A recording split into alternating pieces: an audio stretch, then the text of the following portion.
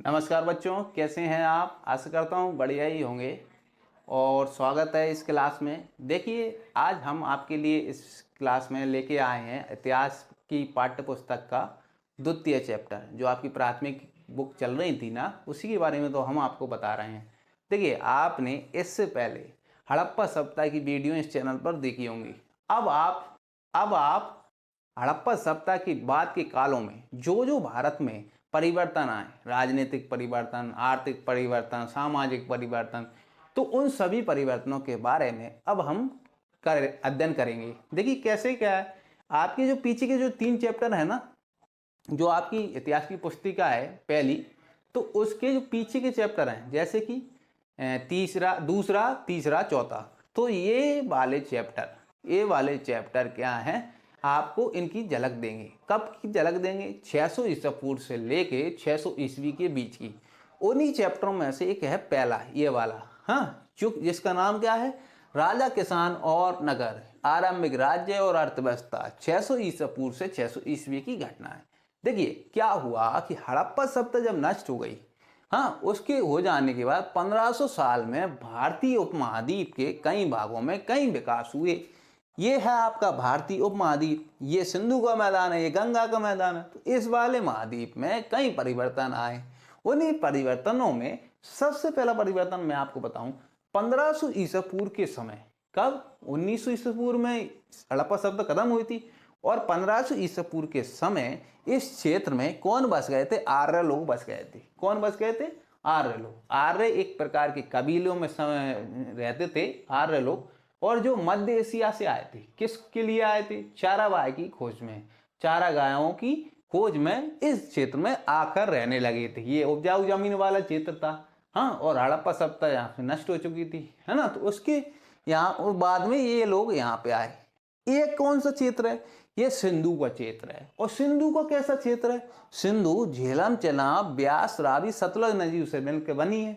ये उसकी सहायक नदियां हैं। झेलम, चेनाब, ब्यास, रावी और सतलुज इस क्षेत्र में बहती हैं और ये मिलकर एक सिंधु नदी का निर्माण करती हैं कि नहीं करती? तो उसी के बारे में आपको बता रहा हूँ। तो इस क्षेत्र में वो आके बस गए, और जब वो बसे तो इस क्षेत्र में उन्होंने 1500 ईसा पूर्व के ही समय ऋग्वेद नामक ग्रंथ की रचना कर दी। ऋग्वेद की रचना कर दी। अब आप कह रहे हो वेद क्या होता है? देखो, आर्यों ने जो वैदिक धर्म चलाया था उसमें 4 वेदों की रचना हुई है अभी तक। कौन कौन से? तो ऋग्वेद, सामवेद, यजुर्वेद और अथर्ववेद। ठीक है। तो अपन सबसे पहले जो रचा गया वेद था वो था ऋग्वेद। तो ऋग्वेद की रचना यहाँ पर करी गई। कैसे करी गई? मौखिक करी गई। किस रूप में करी गई? मौखिक। इसमें बोलचाल की भाषा में इसको करी गई, लिखित में नहीं करी गई। ठीक है। तो मौखिक यहाँ पे रचना कर ली गई ऋग्वेद की, जिसमें उनकी संस्कृति के बारे में जिनकी जानकारी हमें मिलती है, किससे? ऋग्वेद से मिलती है। और ये किस में रचा गया? संस्कृत भाषा में रचा गया। कौन सी संस्कृत? वैदिक संस्कृत में रचा गया। वैदिक संस्कृत में रचा गया था ये। ठीक है। इतनी बात आपको समझ में आई। अब देखो, इस क्षेत्र में आर्य बसे थे, उन्होंने एक ऋग्वेद की रचना कर दी। तो इससे अपन को ये पता चला कि इस क्षेत्र में आर्य बसे थे, है ना, और इस क्षेत्र में कुछ और विकास हुआ होगा। साथ में और क्या घटनाएं घटी? उत्तर भारत ये वाला क्षेत्र, दक्कन का पठार और कर्नाटक वाले एरियो में इसी समय क्या है, कृषक और चारागाह, मतलब चरवाहे बस्तियां मिली हैं। जो चरवाहों की जो बस्ती होती हैं, कृषकों की जो बस्ती हैं, वो यहाँ पे मिली हैं। ये सब बस्तियों के प्रमाणीकरण कर रहे हैं ये, है ना, इस क्षेत्र में मिली है। ये अंदाजे से बनाया गया, आपको समझाने के लिए बताया गया है। देखिए यहाँ पे क्या लगा है? सिंधु नदी और उसकी सहायक नदी। और यहाँ पे देखिए उत्तर भारत और दक्षिण भारत लिखा है। कृषक बस्तियां, चारवाह बस्तियां, ये सभी मिली हुए हैं। ठीक है। अब यहाँ पे उन छोटी छोटी बस्तियों के साक्ष्य मिले हैं यहाँ पर। अब उन साक्ष्यों के माध्यम से हमने ये अंदाजा लगाया कि इस क्षेत्र में ये परिवर्तन आया था। अभी तो आपको परिचय चल रहा है चैप्टर में कि क्या हुआ, कुछ परिवर्तन हुए, तो उन्हीं के बारे में तो हम आपको चैप्टर की जो अगली क्लास रहेंगी उनमें आपको बताएंगे। अब देखिए यहाँ पे हो गया कुछ कृषक बस्तियों और। अब एक और चीज देखिए, ये है गंगा का मैदान। कहाँ पे? भारत का ये वाला क्षेत्र। आप अपने ये जैसा हमसे बना वैसे हमने बना दिया, हमारी आर्टिस्ट नहीं है, लेकिन यहाँ पे देख लिया, आपके काम चलाने के लिए बता दिया। ये देखिए, इस वाले क्षेत्र को बोलते हैं गंगा का मैदान। और इस वाले क्षेत्र को बोलते हैं सिंधु का मैदान। तो सिंधु और गंगा के जो दो मैदान हैं, हाँ, पहले आर्य यहाँ पे बसे थे 1500 ईसा पूर्व में। फिर क्या हुआ, धीरे धीरे धीरे क्षेत्र का विकास होना शुरू हो गया। क्या हो गया, विकास। हाँ, तो ये वाले लोग इधर खिसक के इस क्षेत्र में आके रहने लगे। हाँ, और फिर यहाँ पे विकास होगा और फिर नए नगर बनेंगे, है ना। कब बनेंगे, 600 ईसा पूर्व के समय यहाँ पे नए नगरों को देखा गया, उनके साक्ष्य मिले हैं। किस क्षेत्र में, इस क्षेत्र में। तो उनके बारे में भी हम चर्चा करेंगे इस चैप्टर में, क्या क्या हुआ था। और देखिए दक्षिण भारत में, ये तो हो गया चरवाहे बस्तियों के प्रमाण में, ये मैंने बताया। फिर देखिए ये, इसको तो मैंने शॉर्ट फॉर्म में बता दिया, ये चित्र आया था मैंने बना दिया आपको समझाने के लिए, किस चैप्टर की रूपरेखा खींचने के लिए बताया है। अब यहाँ पे देखिए ईसा पूर्व 1000 साल के दौरान मध्य और दक्षिण भारत में महापाषाण संस्कृति के साक्ष्य मिले। कैसी महापाषाण संस्कृति, 1000 ईसा पूर्व के समय, ईसा पूर्व 1000 के समय इस बारे मध्य भारत और दक्षिण भारत में क्या हुआ कि बड़े बड़े महापाषाण संस्कृतियां मिली हैं। कैसी संस्कृतियां, यहाँ पे कुछ लोग रहते थे। ये लोग क्या करते थे, जब आदमी मर जाता था ना, तो उनको ऐसे पत्थर लगे रहते थे चारों तरफ, बड़े बड़े पत्थर, और उनके बीच में एक कब्र बनाकर उनको दफना देते थे। इस टाइप का पोर्ट होल, आपने 6th क्लास में तो पढ़ाई होगा इसके बारे में। तो वही उसी की बात कर रहे हैं जो 1000 ईसा पूर्व के समय की बात है। तो उसमें क्या है, लोगों के साक्ष्य मिले, लोहा वगैरह मिला है इन कब्रों में, है ना। तो ये वाले जो पत्थर और महापाषाण संस्कृति के बारे में हमें पता चला कब, 1000 ईसा पूर्व की संस्कृति है, ये भी विकसित हो गई थी। हाँ, और इनसे हमें ये भी जाना कि ये संस्कृति लोहे वगैरह का प्रयोग करती थी, इसके बारे में भी हमें जानकारी मिल गई है। अब हमारा जो चैप्टर है वो स्टार्ट हुआ कहाँ से, 600 ईसा पूर्व से। तो क्या है, 600 ईसा पूर्व में इस वाले मैदान में, गंगा के जो मैदान है उसमें नए नगर उभरने लगे थे। छोटी छोटी बस्तियों से बड़े बड़े शहर बनने लगे, और जो बड़े बड़े शहर बने तो बड़े बड़े राजा बनेंगे, और जो बड़े बड़े राजा बनेंगे तो उसमें सामाजिक, आर्थिक, राजनीतिक और हर तरह के परिवर्तन होंगे। उन्हीं की चर्चा हम इन तीनों चैप्टरों में करेंगे। अब देखिए इसमें तो हम सिर्फ राजनीतिक और अर्थव्यवस्था के बारे में जानेंगे। देखिए क्या हुआ कि 600 से आज से 2600 साल पहले गंगा और उसकी सहायक नदियों के बीच राज्य, रजवाड़ों एवं बड़े साम्राज्यों का विकास हुआ। कब, 600 ईसा पूर्व के समय, मतलब आज से 2600 साल पहले, आज ही से 2600 साल पहले, मतलब 600 ईसा पूर्व के समय। ये ईसा पूर्व है, इसको देख लेना आप, ईसा पूर्व है। हाँ, ये ईसा पूर्व है। तो इस वाले काल में इस क्षेत्र में क्या है, नए नए राज्य, नए नए रजवाड़े उभरने लगे। हाँ, अब नए राज्य उभरेंगे तो नए धर्म भी आएंगे। हाँ, उनके बारे में भी हम जानेंगे। अब यहाँ पे देखिए ये चित्र तो आपको समझ में आया, मध्य भारत और दक्षिण भारत में महापाषाण संस्कृति मिली। और देखिए इतना तो समझ में आया, ये पाषाण संस्कृति के चित्र, इस प्रकार की कब्र बनाते थे वो।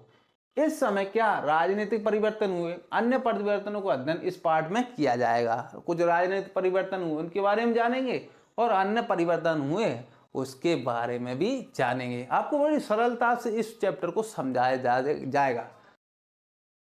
बाकी कुछ कसर रह जाए तो आप थोड़ा किताब को पढ़ लेना, उसको भी पढ़ना जरूरी है।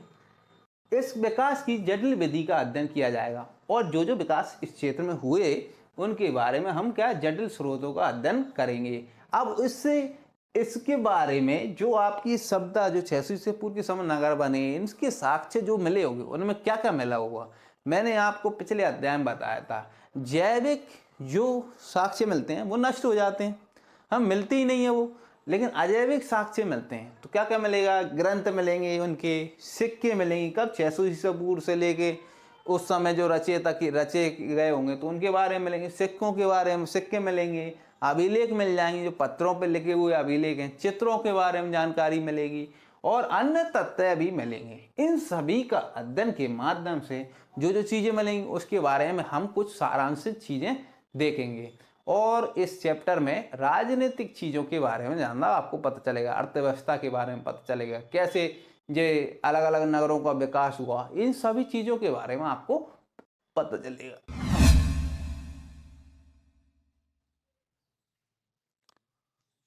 अब यहाँ पर देखिए, आप यहाँ पर आपको कई मैप दिए हैं, 1 2 3 4 मैप दे दिए हैं, और भी कुछ कुछ लिखा है।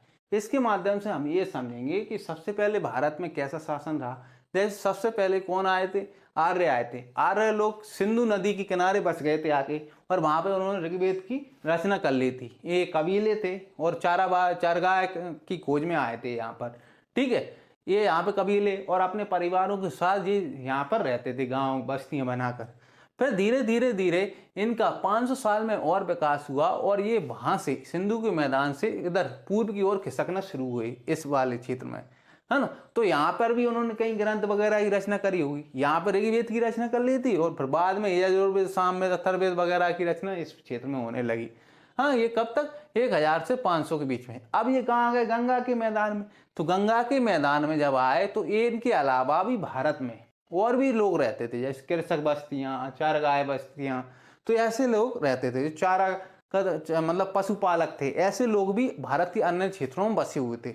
ये कहीं ऐसा मैंने आपको बताया है क्योंकि जो आपका इतिहास है वो टूटा फूटा लिखा हुआ है, उसमें पूर्ण जानकारी नहीं मिलती, लेकिन जो मिलती है इसी आधार पर मिलती है, जो आपको एक सारांशित रूप में मैंने आपको बताया। फिर जब उत्तर वैदिक काल में क्या हुआ, उत्तर वैदिक के काल के बाद जब ये गंगा इस क्षेत्र से बचकर इस क्षेत्र में आ गए, गंगा के मैदानों में, तो ये काल था 500 से 300 ईसा पूर्व के बीच में। तो जो लगभग इससे पहले भी हो सकता है 600 ईसा पूर्व के समय। यहाँ पे क्या है, महाजनपद विकसित होने शुरू हुए, है ना। महाजनपद पूरे क्षेत्र में, ये जो एरिया है इस क्षेत्र में विकसित होते रहे। ये आपको अभी सारांशित बता रहा हूँ चैप्टर का, आगे कंटिन्यू करूंगा मैं इस चीज के बारे में। तो यहाँ पर ये लोग बस गए कब, 500 ईसा पूर्व 300 ईसा पूर्व के बीच। यहाँ पे कोई फिर राजा महाराजा बनने लगे, बड़े बड़े जनपद बनने लगे, बड़े बड़े शहर बनने लगे, हाँ, महाजनपद बनने लगे। उन्हें बड़े शहरों को क्या कहते हैं, महाजनपद कहते हैं। और इनकी कुछ राजधानी, एक या दो राजधानियां होती थी।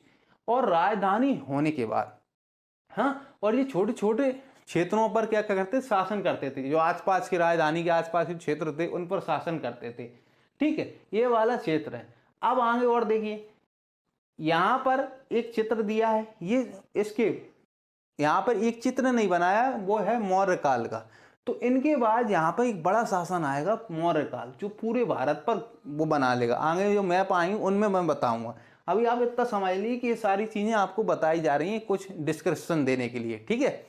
अब यहाँ पर देखिए, यहाँ पर नीचे जब मौर्य काल खत्म हो जाएगा तो बाद में ये शासक आ जाएंगे, तो उनके बारे में अभी देखें। देखिए, जब मौर्य काल पूरे भारत पे फैल गया था, जब मौर्य काल फैला था ये महाजनपद काल के बाद, है ना, 300 ईसा पूर्व के समय, 300 ईसा पूर्व के समय मौर्य काल भारत में हुआ। तो भारत के इस वाले क्षेत्र में, इतने क्षेत्र पर क्या है, मौर्यों का शासन हुआ है। तो पूरे का जो मैंने अभी मैप नहीं बताया, आप उसमें मैप भी आपकी किताब में है मैप, उसके बारे में मैं बताऊंगा आगे चल के। तो इस पूरे क्षेत्र में मौर्य काल का शासन था, मौर्यों का शासन था। और यहाँ पर अब जब से मौर्य काल खत्म हुआ तो भारत में फिर टूटे फूटे राजा बनने लगे, मतलब छोटे छोटे क्षेत्रों में राजा शासन करने लगे। जैसे कि यहाँ पर सातवाहन शासन करने लगे, इस वाले क्षेत्र में शुंग और कण्व शासन करने लगे, और यहाँ पे कुछ विदेशी जातियां शासन करने लगी। विदेशी जाति कौन, ये थे यूनानी थे, शक, पहलव, कुषाण, ये लोग आकर यहाँ पर बस गए थे। देखिए, और एक और चीज सुन लीजिए, जो मौर्य काल है, मौर्य काल के समय से ही जब आपका एक वो आएगा हेरोड, वो सिकंदर महान जब आया था, तो सिकंदर महान इस क्षेत्र में आया था और रावी नदी किनारे लौट गया। लौट जाने के बाद वो उसके कुछ अधीनस्थ शासक यहाँ पे शासन करने लगे थे, तो वो यूनानी कहलाए। यहाँ के लोगों से उन्होंने संबंध बनाए, मतलब यहाँ की जो मतलब लड़कियां थी उनके विवाह संबंध इनसे हुए, तो उनकी जो बाल बच्चे हुए, तो उसके बाद ये क्या कहलाए, हिंदू यूनानी कहलाए। हिंदू यूनानी इस क्षेत्र में रहते थे। ये उस समय की बात है जब मौर्य काल साथ में था। इसके माध्यम से आप समझिए, मौर्य काल और हिंदू यूनानी साथ साथ में चल रहे थे, ठीक है। हिंदू यूनानी इस साइड में थे और मौर्य इस क्षेत्र में शासन कर रहे थे, ठीक है, इस पूरे क्षेत्र में। फिर क्या हुआ, आगे क्या हुआ, हिंदू यूनानी जब खत्म हुए तो उनके बाद शक, पहलव और कुषाण विदेशी जातियों ने भी इस क्षेत्र पर शासन किया, इस वाले क्षेत्र में। अंदाजे से ही आप इसको कैलकुलेशन मतलब अपने माइंड में एक छवि बना के रखिए समझने के लिए। फिर और आगे क्या हुआ, यहाँ पे मौर्य काल है, मौर्य काल वाले क्षेत्रों में क्या है, शुंग, कण्व, मगध वाले क्षेत्र पर शासन किया शुंग वंश ने और कण्व वंश ने। सातवाहन राजाओं ने दक्षिण वाले क्षेत्र में शासन किया।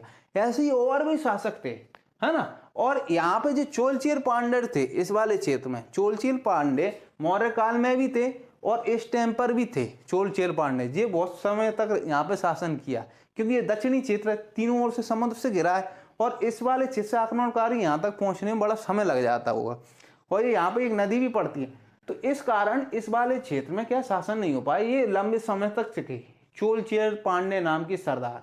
ठीक है, फिर आगे चल के क्या हुआ, फिर एक बड़ा साम्राज्य बनेगा गुप्त काल, जो पूरे भारत के इतने बड़े क्षेत्र पर, जितना मौर्यों की उतने पर नहीं, पर गुप्त काल यहाँ पे शासन करेगा इतने बड़े क्षेत्र में। ये कब की बात होगी, 3वीं से लेके 5वीं सदी। यहाँ पर आप अच्छे से समझ गए होंगे, नहीं आए तो एक बार और देखिए। देखिए 1500 से 1000 ईसा पूर्व के बीच में यहाँ पे वैदिक धर्म चल रहा था। कहाँ चल रहा था, यहाँ पर वैदिक लोग रहते थे, आर्य लोग रहते थे।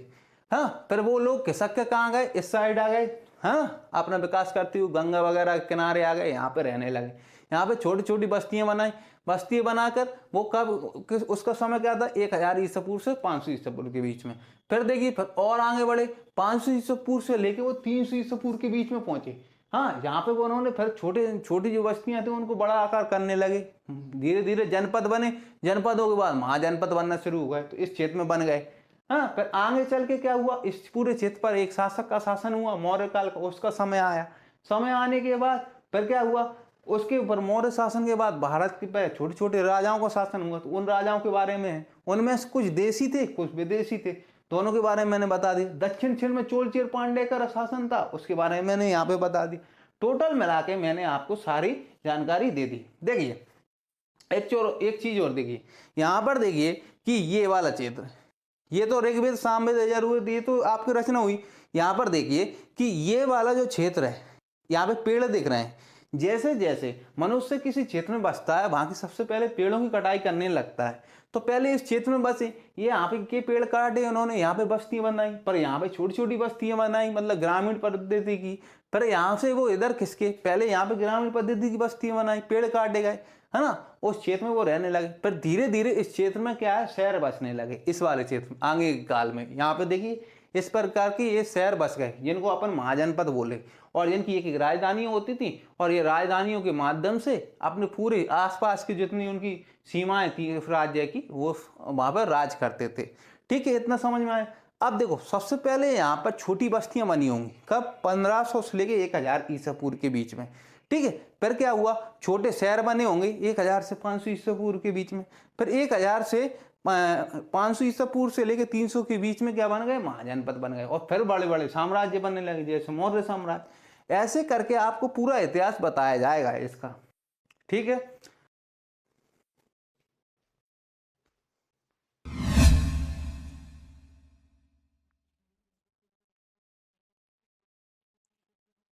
प्यारे बच्चों, अब मैं आपको लिपि के बारे में और बता देता हूँ, लिपि क्या होती है, क्योंकि आपका जो टॉपिक है वो लिपि से ही शुरुआत करेगा। हाँ, इसमें आपको मैं ये बताऊंगा कि लिपि क्या होती है और इतिहास में कौन सी लिपि चलती थी। देखिए, हम जो जिन वर्णों का प्रयोग कर कर लिख कर अपने विचार दूसरे व्यक्ति को समझाते हैं, अपने विचार प्रकट करते हैं, हाँ, देखिए वही लिपि होती है। अब लिखित वर्ण क्या होते हैं, जैसे कि का खा गा, एक प्रकार के लिखित ही वर्ण है, और इनको अक्षरों के माध्यम से आपकी किताब वगैरह में लिख दिया जाता है।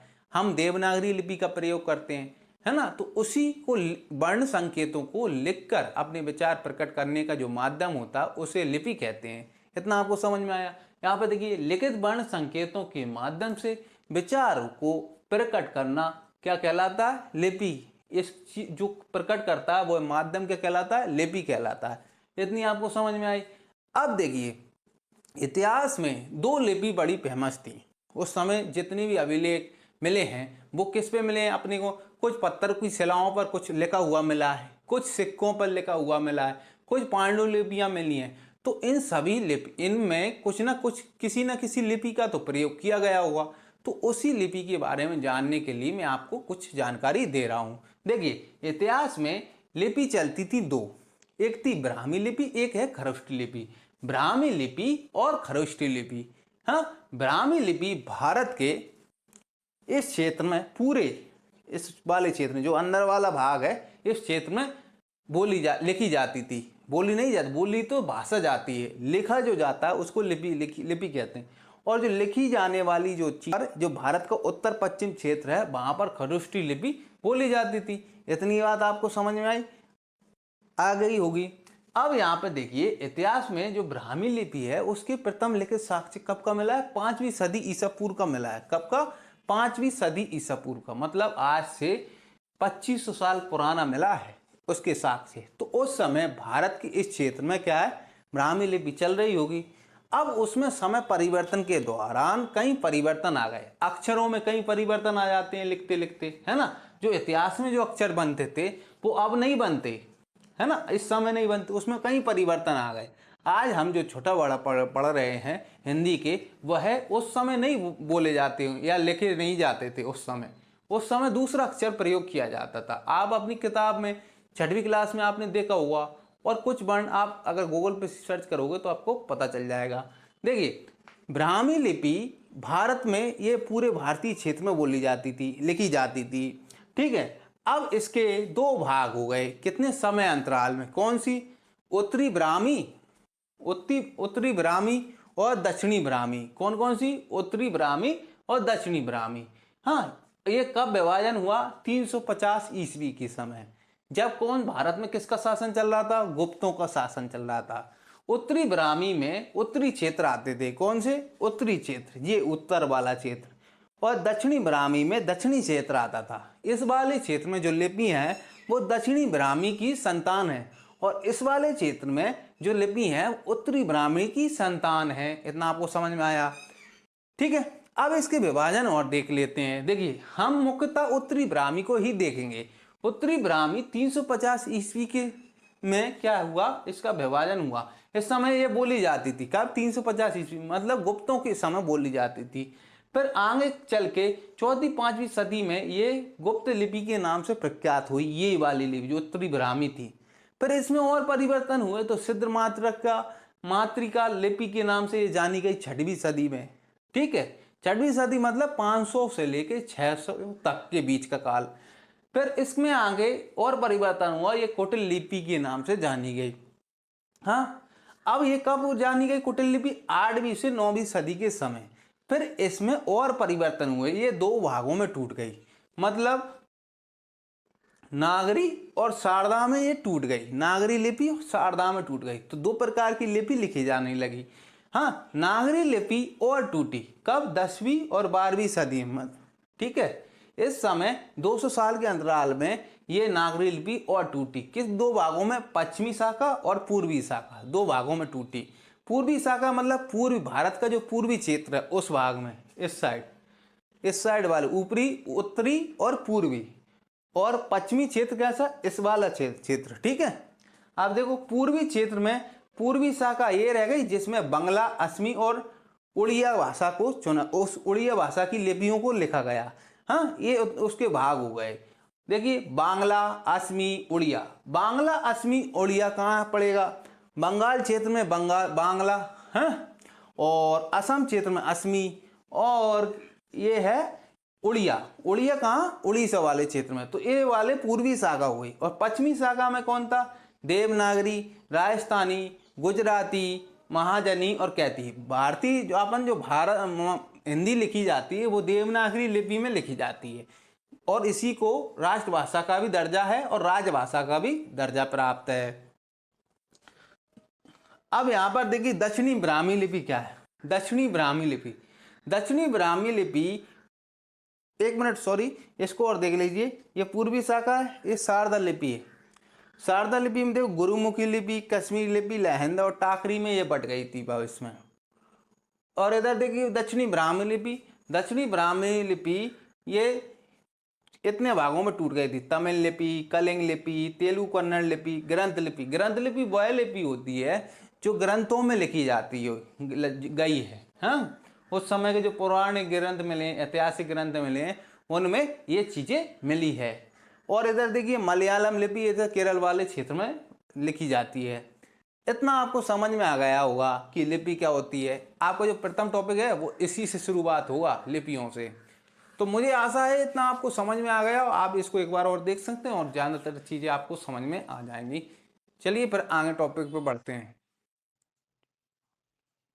प्यारे बच्चों, अब मैं आपको अभिलेख के बारे में और बता देता हूँ कि अभिलेख होता क्या है। देखिए, पुराने समय के कुछ लेख मिले हैं किस पर, पत्रों पर किसी सख्त सतह पर, जैसे कि बर्तन, है ना, या कोई धातु, है ना, उस पर क्या मिले हैं, लेख लिखे हुए मिले हैं। उन लेखों, वो वाले जो लेख हैं वो क्या है, लिपियों में मिले हैं, अलग अलग काल की लिपि।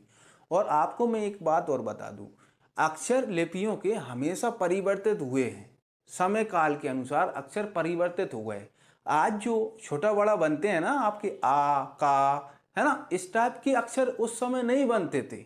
ये आपके परिवर्तित रूप हैं और अलग अलग कालों में ये परिवर्तित हो गए, है ना। ऐसे ही अलग अलग लिपियों, ये अक्षर जब परिवर्तित हुए, अलग अलग समय काल के अभिलेख मिले हैं, है ना। अगर इनको पढ़ ले कोई तो उसको कई जानकारी हो जाएंगी। तो ऐसी ही जानकारी किसको हो गई थी, जेम्स प्रेस को।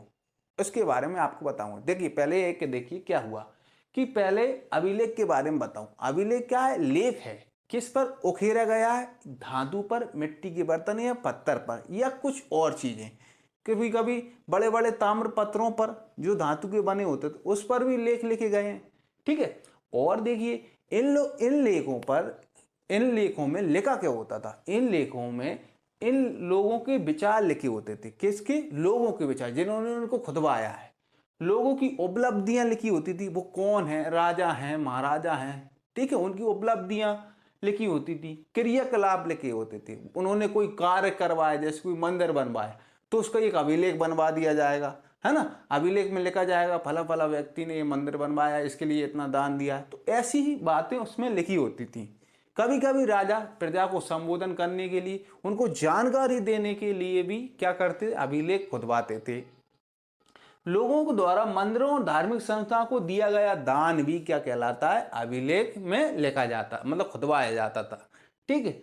अब देखिए किसी किसी अभिलेख पर नाम और समकाल लिखा मिला है, और ऐसी ही अभिलेख है पर क्या है, उस समय काल के बारे में भी जानकारी दे रखी कि उनका जो नाम है किसने खुदवाया, और साथ में उनका जो टाइम पीरियड है, मतलब कितने समय में लिखवाया, तो वो भी लिखा मिला है। इन अभिलेखों पर पुराने समय की लिपियों के अक्षर उकेरे गए हैं, जैसा कि मैंने आपको बता ही दिया। अब देखिए 250 ईसा पूर्व में, मतलब 250 ईसा पूर्व में आ, जो छोटा आ है, वो कैसा बनता था, इस टाइप से, तिरा टाइप का।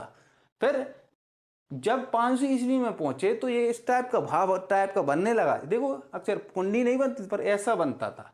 तो ऐसे करके अक्षरों में परिवर्तन होता रहा है। और आज जो आप अक्षर प्रयोग कर रहे हैं देवनागरी, ये भी एक लिपियों के परिवर्तित रूप ही हैं। इतना आपको समझ में आ गया होगा, ठीक है। देखिए इतनी बात आपको समझ में आई। ये मैंने कुछ अभिलेख बनाने की कोशिश की है कि एक पत्थर पर कुछ लिखा हुआ लेख, ठीक है। अब देखिए संस्कृत, पाली और प्राकृत भाषाओं में, ये संस्कृत, पाली, प्राकृत भाषा उस समय बोली जाती थी, है ना। तो उनके बारे में बता रहा हूं। तो पाली प्राकृत भाषा में क्या मिले, अभिलेख मिले। लोग जो राजा थे, लोगों को संबोधन करने के लिए उनकी जन सामान्य की भाषा का प्रयोग करेंगे, तो वो संस्कृत, पाली और प्राकृत भाषा का उपयोग करते थे। जो उस समय प्राचीन समय में संस्कृत अक्सर अभिजात्य वर्ग, मतलब धनिक वर्ग, ब्राह्मण वर्ग को अच्छे से आती थी, लेकिन सामान्य जन सामान्य की जो भाषा थी वो थी पाली और प्राकृत, ठीक है। इसलिए वो अभिलेख किस में मिले, पाली और प्राकृत में ज्यादातर मिले हैं। और भी अन्य भाषाओं में अभिलेख मिले हैं। सन 1830 में जेम्स प्रिंस नाम के एक अधिकारी ने क्या किया, खरोष्टी और ब्राह्मी लिपि के अर्थ निकालने में सफल हो गए। मैंने आपको बताया कि इस वाले क्षेत्र में खरोष्टी लिपि के मिले अभिलेख मिले हैं, और इस वाले क्षेत्र में ब्राह्मी लिपि में लिखे हुए अभिलेख मिले हैं। तो इनका अर्थ किसने निकाल लिया, जेम्स प्रिंस ने नाम के अधिकारी ने निकाल दिए। कब निकाला, 1830 में। आशा है आपको समझ में आ गया होगा, इतने प्यारे तरीके से बताया। अब देख, इस कारण भारत की राजनीतिक इतिहास के बारे में हमें क्या मिल गया, जानकारी। क्या क्या जानकारी मिली, राजाओं की वंशावली मिल गई, राजाओं के राज्य क्षेत्र के बारे में पता चल गया, आर्थिक और राजनीतिक समझ हमारे इतिहास के संदर्भ में कहीं जाना हुई। और इसका अध्ययन जब इसके बारे में जानकारी हो गई तो यूरोपीय इतिहासकारों और भारतीय इतिहासकारों ने इसके बारे में कई चीजें और कई जानकारी एकत्रित कर ली, और हमारे सामने प्रकट हो गया एक इतिहास जो भारत का था, ठीक है। ऐसे करके अपने को जानकारी हुई, उसी के बारे में हम पढ़ेंगे। ये मानचित्र आपको ये बताने के लिए बताया गया है, यहाँ पे बनाया है कि आप खरोष्ठी लिपि का अंदाजा लगाएं कि इस क्षेत्र में खरोष्ठी लिपि के अभिलेख मिले हैं और इस क्षेत्र में ब्राह्मी लिपि के अभिलेख मिले हैं। सबसे ज्यादा इतिहास में अभिलेख किस राजा ने गढ़वाए थे? तो सबसे ज्यादा अभिलेख गढ़वाए थे मौर्य साम्राज्य के सबसे बड़ा सम्राट था अशोक सम्राट, उसने अभिलेख गढ़वाए थे, उसने प्रजा को संबोधन दिया था। ठीक है, इतना आपको समझ में आ गया। आगे हम कंटिन्यू करेंगे अगली क्लास में।